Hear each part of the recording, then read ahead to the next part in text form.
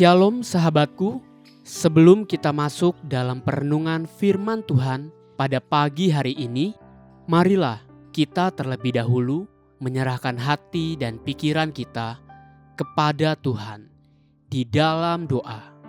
Bapa yang baik, terima kasih untuk pagi hari ini, terima kasih untuk penyertaan Tuhan sepanjang malam hari tadi. Pagi hari ini kembali kami buka hati dan pikiran kami untuk diisi melalui kebenaran firman Tuhan. Kami siap untuk dituntun melalui kebenaran firman Tuhan. Haleluya, amin. Pagi hari ini kita akan merenungkan kebenaran firman Tuhan dengan tema Nikodemus.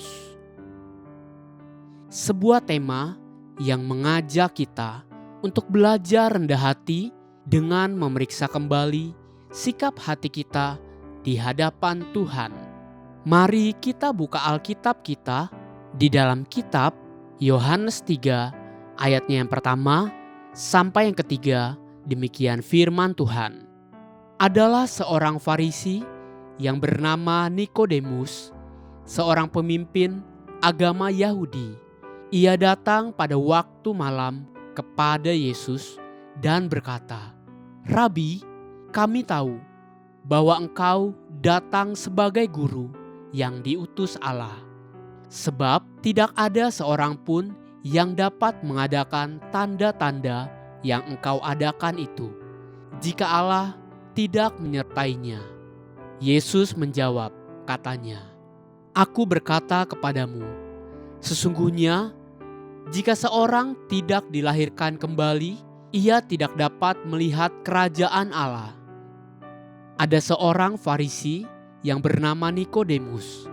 Ia adalah seorang pemimpin agama Yahudi. Ia datang kepada Yesus untuk bertanya dan belajar dari Tuhan.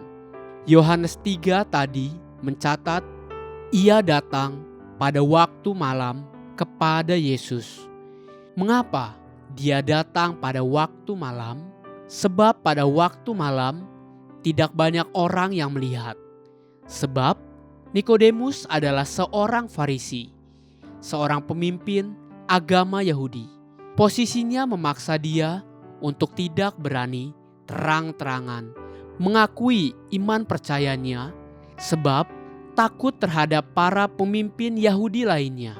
Tuhan Yesus kemudian menginvestasikan waktu dan upaya yang begitu luar biasa dan menerangkan kepada Nikodemus tentang keselamatan, tentang baptisan, tentang kerajaan surga, dan rencana Allah akan keselamatan umat manusia. Semua itu dijelaskan oleh Tuhan kepada Nikodemus.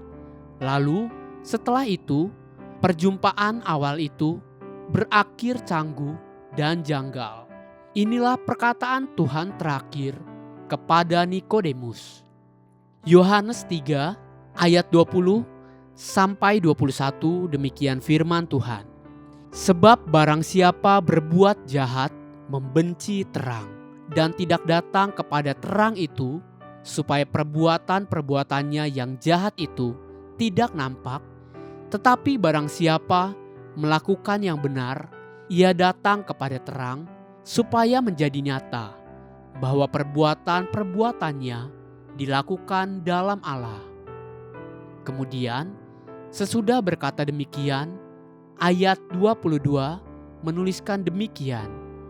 Sesudah itu Yesus pergi dengan murid-muridnya ke tanah Yudea, dan ia diam di sana bersama-sama mereka dan membaptis.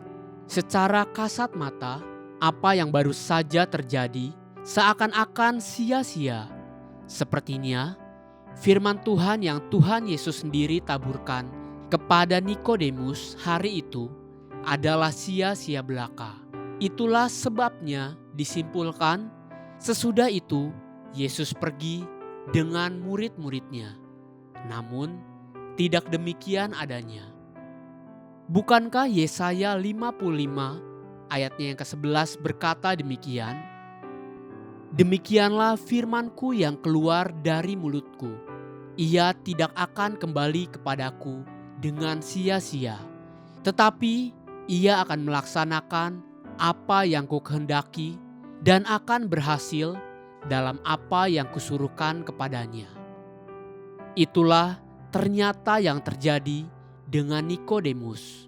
Setelah hari itu, setelah Tuhan Yesus menaburkan firman Tuhan kepada Nikodemus, Yohanes 7 mencatat benih itu mulai bertumbuh. Mulai dari ayat 45 di Yohanes 7. Perikopnya diberi judul Yesus dibela oleh Nikodemus. Yohanes 7 ayat 50 sampai 52 mencatat, Nikodemus, seorang dari mereka yang dahulu telah datang kepadanya, berkata kepada mereka, "Apakah hukum Taurat kita menghukum seseorang sebelum ia didengar dan sebelum orang mengetahui apa yang telah diperbuatnya?" Jawab mereka, "Apakah engkau juga orang Galilea? Selidikilah kitab suci dan engkau akan tahu bahwa tidak ada nabi yang datang dari Galilea." Bukan hanya itu, pada waktu matinya, nama Nikodemus kembali muncul. Nikodemus dan Yusuf dari Arimatea adalah dua orang yang bukan tergolong murid-murid Tuhan, namun berbuat begitu banyak untuk Tuhan, sampai menggenapi nubuatan-nubuatan tentang Tuhan. Pagi ini, ingat dan belajarlah satu perkara. Apa yang engkau taburkan dalam nama Tuhan tidak akan pernah kembali sia-sia. Mungkin nasihat-nasihat bagi anak-anakmu, atau mungkin teladan bagi kaum keluargamu, semua itu tidak akan kembali sia-sia. Pada waktu Tuhan, benih itu akan bertumbuh dan menjadi berkat.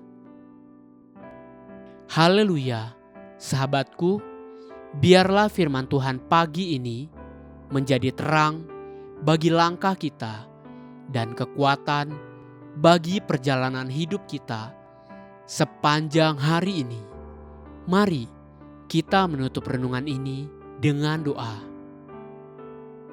Tuhan Yesus yang baik, terima kasih untuk kebenaran firman-Mu yang Kau sudah bagikan untuk setiap kami.